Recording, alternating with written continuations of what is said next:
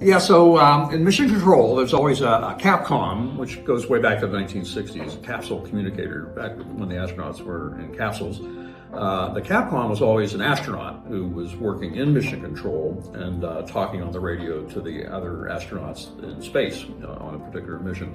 And that kind of made sense, because you want two people with the same training and same communications and all.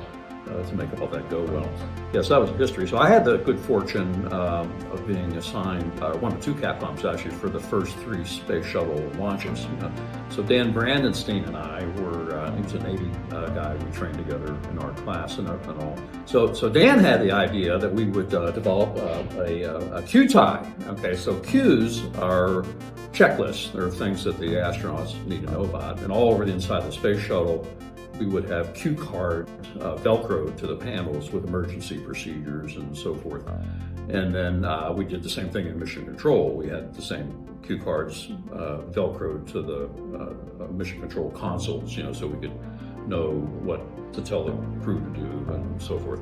So Dan had the idea that we would put those on a tie, the nominal calls that we make on a tie. So this is the STS-1 Ascent CAPCOM Q tie that Dan and I made up.